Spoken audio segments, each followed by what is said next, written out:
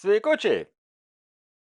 Šiandien mano kamade turkiško skonio įkvėptas ėrienos šašlykas, arba kitaip šiš kebab. Kuo dažniau kažką kepu iš ėrienos, tuo jinai man labiau patinka. Aš ją perku šaldytą, tai leidžiu šaldytuvę tiesiog atitirpti ir po to reikėtų nupjauti perteklinį riebalų sluoksnį. Tai tiesiog apipjaustau, visiškai jo nenupjaunu, bet vienas dalykas, kad tas sluoksnis yra per storas, per daug bus jo, nespės riebalai išsilydyti. Ir kitas dalykas, kad tas ėrienos kumpio gabalas turi dar tokią kaip ir plėvę. Tai geriau daugiau jos nupjauti, bus minkštesnė mėsa. Bet tuos nupjautus riebalo gabalus galima taip pat suverti ant iešmelio prie tos mėsos, kuri yra sausesnė. O po to valgant galima juos tiesiog palikti.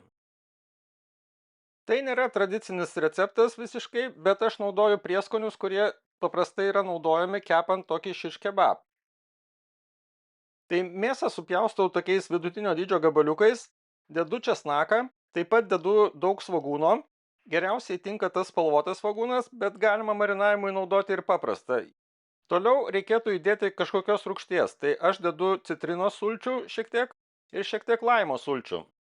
Vietoj to puikiai tinka ir balto vyno actas arba raudono vyno actas. O kiek tos rūgšties dėti priklauso nuo jūsų skonio ir taip pat nuo to, kiek ilgai mėsą žadat marinuoti, nes įdėjus rūgšties, tai jinai pasimarinuoja gana greitai. Toliau dedu druską, taip pat 5 pipirų mišinį, pridedu dar šiek tiek čili dribsnių ir man avienai labai tinka rozmarinai, tai aš dedu džiovintą rozmariną dar. Pagrindinis dar prieskonis, kuris labai dera ir yra tradicinis, tai yra sumako prieskoniai. Dar marinuojant pridedu šiek tiek alyvuogių aliejaus ir šiek tiek netradicinis prieskonis, tai yra worcesterio padažas. Viską gerai išmaišau ir pamaigau, kad kartu viskas gerai pasimarinuotų. Pats marinavimas trunka apie kokią valandą, tikrai ilgiau nereikia. O toliau kuriu kepsninę ir kaitinu ją maždaug iki 150 laipsnių. Kol kepsninė kaista, pasidarau dar ir daržovių, tai naudoju tiesiog spalvotus pipirus, paprikas, taip pat tą patį svogūną, tik tai supjaustau jį stambesniais gabaliukais, kad galima būtų užmauti ant iešmelio. Daržovės papildomai dar papipirinu, padruskinu ir įdedu šiek tiek alyvuogių aliejaus. Tokios daržovės tradiciškai kepamos ant atskiro iešmelio, bet aš kepsiu kartu su mėsa. Ir viską tiesiog sumaunu ant medinių iešmelių. Tai jeigu turit metalinius, kurie telpa į kamadą, galima juos naudoti, bet puikiai iškepa ir ant medinių, nes kepimas bus pakankamai greitas. Suveriu mėsos gabaliukus, į tarpus tarp jų dar pridedu ir tą patį riebalą, kurį buvau nupjovęs, ten gabaliukai susipjaustyta ir pridedu būtinai daržovių. Tai maunu tiek svogūnus, tiek paprikas, stengdamasis nepalikti tarpų tarp tų gabaliukų.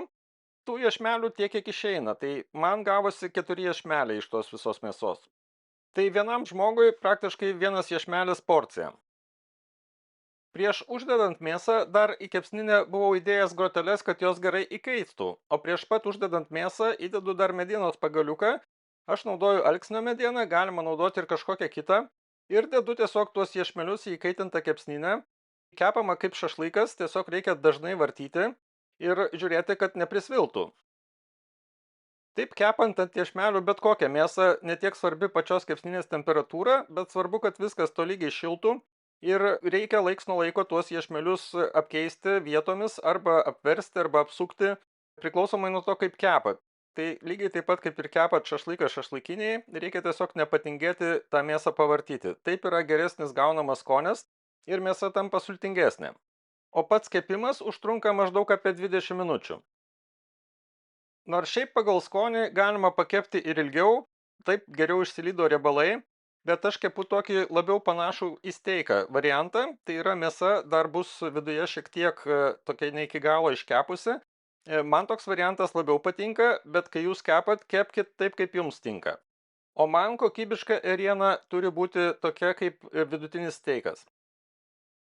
Tai pavartydamas maždaug kas 5 minutės kepu toliau ir tiesiog kepu šį kartą pagal vaizdą, tai temperatūros net viduje nematuoju, labiau žiūriu, kaip atrodo mėsa, nes tikrai žinau, kad jinai bus iškepusi iki man norimo lygio, jeigu viršus bus truputį jau apsvilęs ir mėsa pakeitusi spalvą.